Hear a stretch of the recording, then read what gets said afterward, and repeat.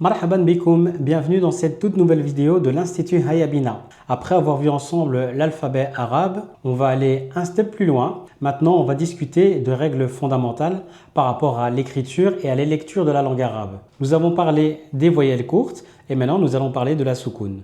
Soukoun en arabe vient de sakana. Sakana qui veut dire au repos. C'est tout simplement la lettre qui ne va avoir ni kasra, ni fatha, ni dhamma. Elle va simplement être au repos. Dans ce cas, on va dire que la lettre est dite muette. Lorsqu'on a la lettre qaf, on va juste faire qa.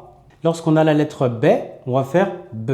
Alors, une petite règle importante par rapport à la soukoun. Dans la langue arabe, il n'y a aucun mot qui commence par une soukoun.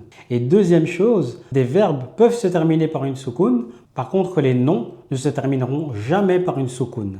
Si dans une phrase, vous vous retrouvez avec deux soukouns qui se suivent, alors la première des deux prendra une kasra.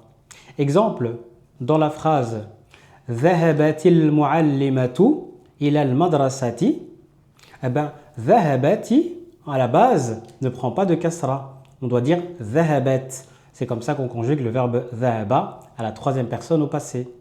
Mais étant donné que « al-muallima » commence aussi par une soukoun, du fait qu'il y a un alif lam devant, à ce moment-là, la soukoun va se transformer en kasra et on dira dhahabati.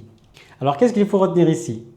Trois choses. La première, c'est que la soukoun, c'est l'absence de voyelles, fatha, dhamma, kasra, et c'est la lettre lorsqu'elle est au repos, lorsqu'elle est dite muette. Deuxième chose, les mots en arabe ne commencent jamais par une soukoun. Et deux soukouns ne se suivent jamais en langue arabe. Si vous avez deux soukouns qui se suivent, la première se transformera en kasra. Alors, petite question. Que signifie soukoun? A, ça veut dire en mouvement. B, ça veut dire au repos.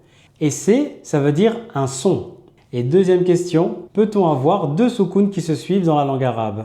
Voilà, c'est tout pour cette vidéo. J'espère qu'elle vous aura plu. N'hésitez pas à liker, partager, commenter et vous abonner si ce n'est pas encore le cas. On se retrouve bientôt pour la prochaine vidéo. Ma'as salama.